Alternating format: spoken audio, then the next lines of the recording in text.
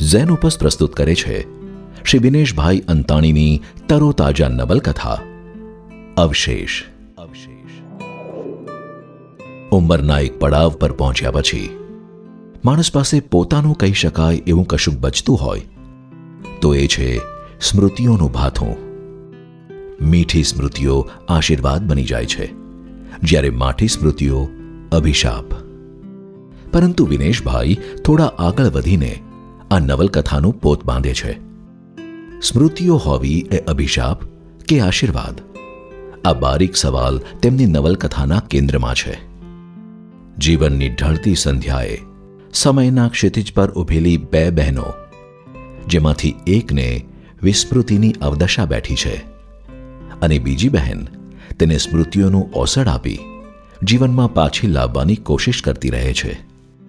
શાંત સ્થિર સરોવર સમી આ વાર્તાની ભીતર વીતી ગયેલા સમયનો ગુગવતો સમંદર ધીમે ધીમે સપાટી પર આવતો જાય છે. અંતે કથા એવા વળાંક પર આવીને ઊભી રહે છે કે વિસ્મૃતિ વરદાન લાગવા લાગે અને સ્મૃતિ અભિશાપ. રોજિંદી દિનચર્યાની વચ્ચે શરૂ થતી આ વાર્તા ધીમે ધીમે અતીતના દરવાજા ખોલી વીતી ગયેલા જીવનની સફર કરાવી અનેક સંવેદનોથી તરબતર કરી મૂકે છે. પાત્રોના મુખે મુકાયેલા સંવાદો, સ્થળોના વર્ણનો અને પ્રસંગોના કથનમાં વિનેશભાઈની આગવી લેખન શૈલીની છાપ જોવા મળે છે.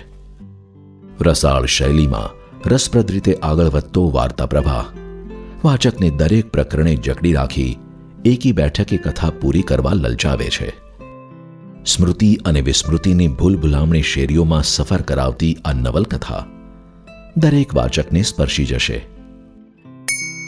અવશેષ નેશન વાઇડ ફ્રી શિપિંગ સાથે ઘેર બેઠા મેળવવા www.zenopus.in અથવા તમારા એન્ડ્રોઈડ કે આઈફોન પર ઝેનોપસની મોબાઈલ એપ ડાઉનલોડ કરી ઓર્ડર પ્લેસ કરી શકો છો. ઓનલાઈન શોપિંગ માટે એમેઝોન અથવા તમારા નજીકના બુક સ્ટોરનો સંપર્ક કરો. સાથે ઝેનોપસના ફેસબુક અને ઇન્સ્ટાગ્રામ પેજને ફોલો કરો અને નવા પ્રકાશિત પુસ્તકોની માહિતી મેળવો.